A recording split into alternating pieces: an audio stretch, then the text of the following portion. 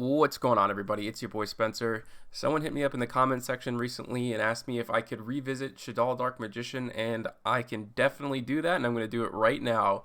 And the deck has certainly changed quite a bit. It's still Shaddoll Dark Magician, but I have now added the Dogmatika package, and I can tell you for sure that it is absolutely incredible.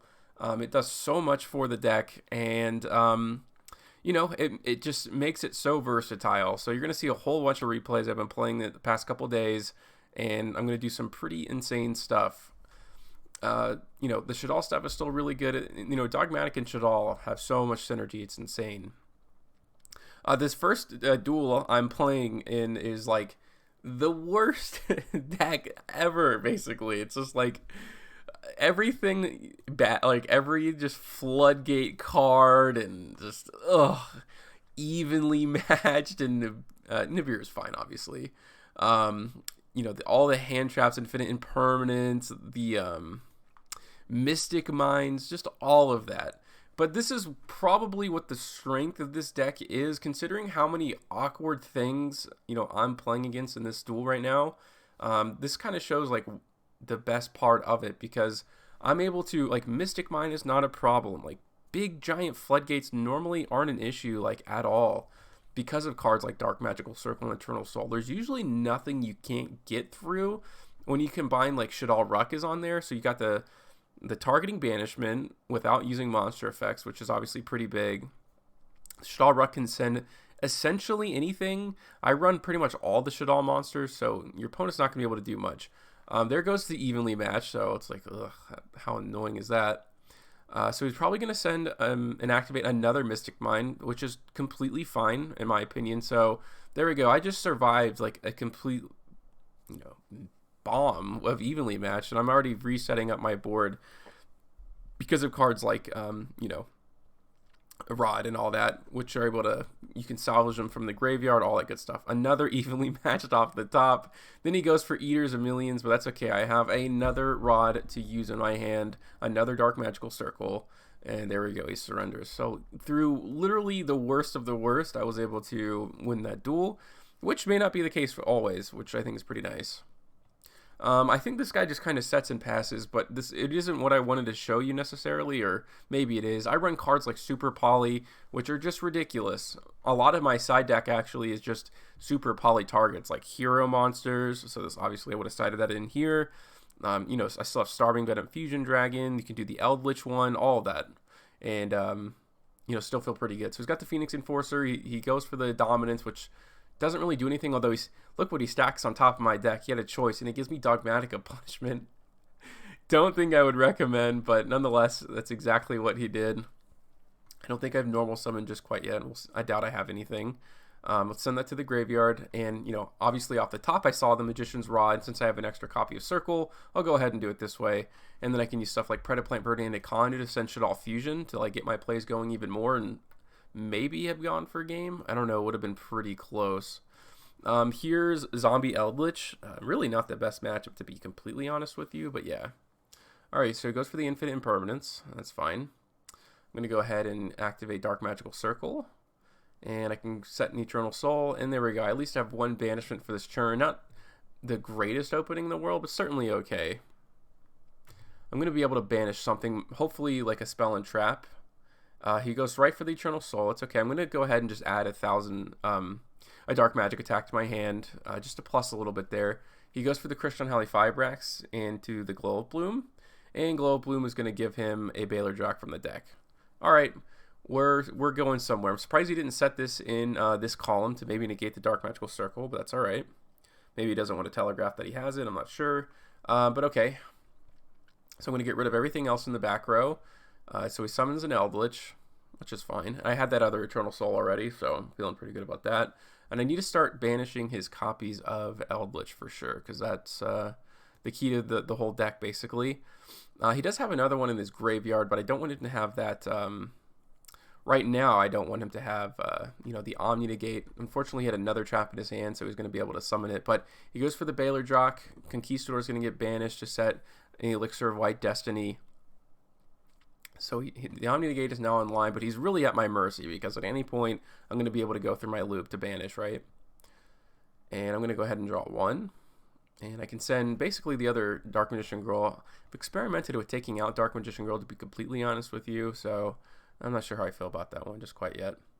I can spell summon the other Dark Magician Girl. I mean, it looks so good here, but other times it's a brick, so I don't know. This deck is just... The ratios in getting it down in this deck can be a little difficult, to be honest with you. Alright, so I'm going to have a Nightmare Unicorn during his turn. I'm going to be able to banish something, so... I feel, this is going to get banished. He's going to set this. It's going to go, flying back into his deck, which is nice. This is another one of those decks that kind of shows off the removal capability. Maybe not the most meta deck, of course, Layer of Darkness, but I still have some pretty cool stuff going on here. This was a funny duel. The guy was pretty upset with the cards I was playing. Okay, so I have a Dogmatika Punishment, I have the Shaddoll Ruck, an Eternal Soul. So it's all working out pretty well for me. I don't have the Dark Magician just quite yet, so that's kind of the bad part of it. You have the Twin Twister. He activates at the end phase, gets rid of a couple of these. But I did have the Pegasus that I chucked into the graveyard with Dragma or Maximus, which I like a lot more now. I didn't think I would like this card that much, but yeah, it's done a whole lot for me, to be honest with you. All right, let's go ahead and send a Dark Magician to the graveyard. I can draw at least one card, which is the best part of the field spell, honestly. Top decking there. The Nightmare Unicorn, because at this point this was the second part of the match, and I knew that he was playing cards like Waking the Dragon. He telegraphed that one, but he had the other copy, so shame on me apparently for playing into it, because I think I do like right here, because I figure like, oh, what does he have his other copy, Waking the Dragon? And yeah, of course he did. But I have a lot of outs. I don't have an Earth out, but I do have, look, Maximus can just send Elder Entitiness, and there we go. Which could also be sent from Nadir Servant, and all that good stuff. Okay, so I'm going to draw one card, and the only thing I'm playing around at this point is like a Mirror Force, and I fortunately don't have it now, but I'm not going to... I know what trap cards he kind of has in his lineup, so now I'm just, really set up here. And that's the really cool thing about Soul Servant. It can actually set an Eternal Soul back into the deck if they've blown up your 2 copies, which is pretty much what I did there. Alright, there we go. I can get rid of the Mirror Force. And I think all I have to do now is go for Eternal Soul. And I'm going to play into Waking the Dragon, but he doesn't have any cards that I'm scared of, and I'll show you why. So he goes into Beelzeus, the Diabolic Dragons, but I run Super Poly, and this is actually a dragon, so I can go into Dark Magician the Dragon Knight, it's a Super Poly target. For Dragoon, or I guess that's a spellcaster, but for a whole lot of things it can be. Dragon monsters are so popular. He top decks the Layer of Darkness, and that's it. Boom. So you saw me get rid of a whole bunch of like really troublesome cards right there in one duel. Here's Monarch. Everybody in the world was playing this last night. It was so frustrating. For a while, I experimented with playing the Ritual Monster. I didn't like it. I want to like it so bad because I think the cards are cool in what they do, but I just never find the time to summon them, to be honest with you. Alright, going to pop, and I have an Eternal Soul, which is actually quite good. There's a lot of dark monsters in the deck. So he goes for Vanity's Fiend. Again, another kind of hard card to get around. And I'm going to be able to do it because I have a lot of outs. And I got to find a Nadir Servant. That's got to be the secret to this all here. Okay, so I'm going to stack one on top. I'm probably going to go ahead and normal summon it and draw a couple cards. And I may even get rid of my Super Poly for the chance to find it. I can't even use Gamma Seal. Like, this card is really just not good to play against, and some decks kind of don't have it now. Luckily I do. I'm going to set this Shaddoll Beast, so I'm going to draw 2 more cards, which is going to be really sick. Alright, he's going to go right into it, so I can't go into the extra deck, but again, that's fine, because you have, your Ecclesia, you have, the Dark Magical Circle. The extra deck isn't the end-all be-all. Finally, I can go into the Nadir Servant. I can get rid of his Domain of the True Monarchs, which is very nice. And now I'm finally kind of, well, I'm definitely setting myself up. As you can see, I have a whole bunch of cards. All right, let's go to the battle phase. I'm not sure if I have anything to send. Maybe I should have. I don't know. I could have just forgotten. I don't actually remember. I could have sent like a Wind Pegasus or something like that. And at the time when I was playing the rituals, I was playing, a couple of Herald of the Arclights to search those, either the Ritual Monster or the Ritual Spell. All right, so I think my field is going to get popped, but that's okay. I mean, look at all the resources I have in my hand. I can bring back the Shaddoll Falco, which is pretty cool, and he only has 2,500 life points, so you know, I'm not struggling too hard to reassemble like a lethal amount of damage here. Eternal Soul, Magician's Combination, so I had the Omni Negate online, all that good stuff. Here's a couple of duel against Noble Knights, which is pretty neat. I have not played against this in a hot second. Alright, so there goes in for Noble Knight Ogre. And the Renaud can come down. Renaud can add back I believe like an equip spell. Isold's going to go for 4. Which this obviously Isold's like kind of meant for this deck because this they actually care about these equip spells. It's not just kind of like hoping that you don't draw them type of thing, which a lot of the combo Isolds do. Yeah, I tried all of like both of the ritual monsters. I say all, there's only 2, but yeah. Okay, so from the deck I'm going to go ahead and special summon the beast. I can draw a couple cards in a second, and I'm going to set myself up for a little bit of defense. I have the Ruck, which can definitely send this off of the field.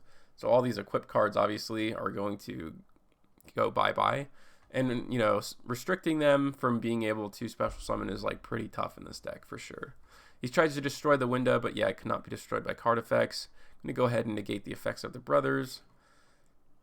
Essentially, you know, that's it, because he did the one special summon with the Oliver.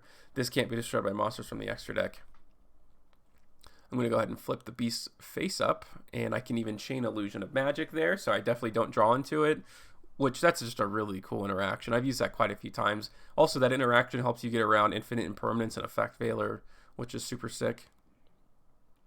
So he can still can special summon. I don't know if, and I do have the Omni Negate here with the Magician's Combination. I'm pretty sure this top deck that he had is super duper sick, because I'm going to try to negate this, or one of the cards soon, and he can just chain this by discarding. But I still have a punishment, so there we go. I'm going to negate that. He's going to negate that. I'm going to chain Ruck to go into the construct. I can send, you know, one of his lights to the graveyard. And I can send like a hedgehog to add to my hand, something else so I don't draw into it. Still have one more form of disruption. And I have like kaijus in the deck. I actually feel like they're pretty good for like pretty much that specific reason, because pretty sure that couldn't be destroyed by battle or card effects. And the Ruck was off the field, but yeah, that was the end of the game right there. So that was actually pretty neat. Same kind of match here. Super Poly, I think, could be okay in this. Maybe, well, they're actually all light warriors. I'm not sure if there is a good target here. Even though I side like a bunch of targets for it, like Super Poly, sometimes you just can't. Like one of the best targets a lot of the times is like with your Shaddoll monsters, since they're light or dark. That could work out. But okay, I have, actually, I guess I ended up pitching it because I'm like, well, this really isn't that good. All right, we'll go for the Shaddoll window. I'm going to get this off. He tried to like target and equip, you know, one of these to his dark monster, so I thought, you know, going -2 is better than anything else. He's going to try to draw a couple cards. I will negate that, considering he only has one left in hand. And, you know, I kind of took control of the duel from there. And these are a couple of random ones, because I guess my starting hand was just, you know, good enough to end it for the most part. Dark Magical Circle. I can get me an Eternal Soul from the deck.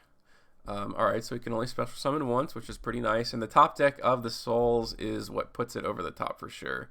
Plus, I have the Super Polymerization, and I drew 1. And off the top, I get a Dogmatika Punishment. It quite literally doesn't get much better than that. I'm going to banish this Twin Twisters. He can't use that effect. And yeah, just like that. Boom. Here's another random. And this is against, like, I guess, what do you even call these? What are the bigger monsters called? Like Red Nova or something like that. Archfiend, an Archfiend deck. So I'm going to have the loop going here, which is super nice. And I do have an extra deck negate. Considering he's playing Crimson, I thought that would have been pretty good. Go ahead and special summon this Dark Magician back from the graveyard to banish his Stygian Street Patrol. I can activate another circle, and then I can use the effect of you. And that same interaction I was just showing you, here we go. I get to add Dark Magic Attack. I get to add another copy of Dark Magician plus the draw 2. So that's just amazing. That's like the height of what this deck can do, obviously. I can send an App Cologne. I can send a Hedgehog. Add to my hand a Windy. And I can use Dragma, or I should say Magma. Maximus? Jeez, I can't speak. I maybe even shouldn't have set this Windy because now there's not even a zone I could, go to. The Shaddoll Ruck is going to help me get around that a little bit. He didn't have anything at the end of the day, but that was just, I think I overextended there. Kind of wanted to show that off. This is another layer of darkness. This was a match. This was the guy who was really opposed to what I was doing. There's Monster Gate. I'm not sure if that's too handy in this deck. Wow, the Fang of Critias. This is but yeah, the strength of his deck is obviously in his trap cards. It's got like, it's kind of all over the place. You want to banish him, you don't want to hit the Waking the Dragon, like all that kind of stuff. But okay, so I'm starting with one less card, which is quite alright. I had 2 copies of Shaddoll Fusion. I'm gonna draw a couple. I could set a Shaddoll Dragon to, hopefully pop something back to his hand. I don't want him to be able to use the effect of the Lilith, so I'll use Super Polymerization. I'll grab a Dark Magic attack so I hopefully don't top deck it, or I guess force myself not to.